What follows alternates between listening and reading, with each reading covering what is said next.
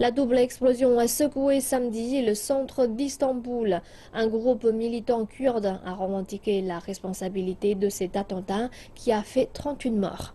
Le président turc Recep Tayyip Erdogan a tenu dimanche une réunion d'urgence pour discuter des mesures sécuritaires à prendre contre ce groupe affilié au PKK, le Parti des travailleurs du Kurdistan.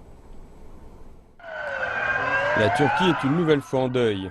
2 bombes ont explosé samedi soir à quelques minutes d'intervalle dans une attaque apparemment coordonnée. On compte des dizaines de morts.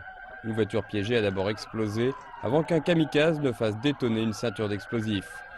L'endroit visé était un stade de football dans le cœur d'Istanbul. L'attentat a eu lieu 1 heure après le match.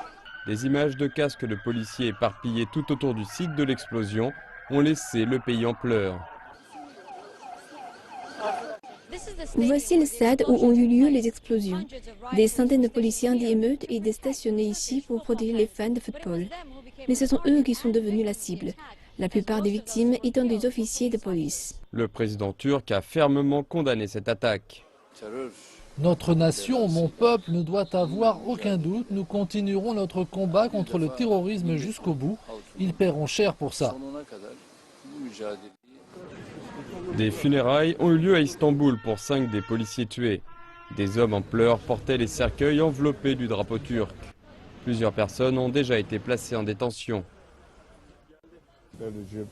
Il ne fait aucun doute que l'organisation séparatiste terroriste PKK est responsable de cette attaque. Plusieurs personnes ont été arrêtées, une enquête judiciaire est en cours. Par ailleurs, les Faucons de la Liberté du Kurdistan, ou TAK, un groupe armé issu du PKK, a revendiqué la responsabilité de cette attaque dans un communiqué publié sur son site internet, affirmant qu'il avait été effectué en représailles aux violences qui ont lieu dans le sud-est de la Turquie et à l'emprisonnement du leader du PKK, Abdullah Öcalan. Ce groupe, ainsi que Daesh, est accusé des précédents attentats qui ont eu lieu en Turquie. Le ministre turc de l'Intérieur a déclaré que ce dernier incident ne découragerait pas le pays, mais qu'au contraire, il nous rassemblera en tant que nation.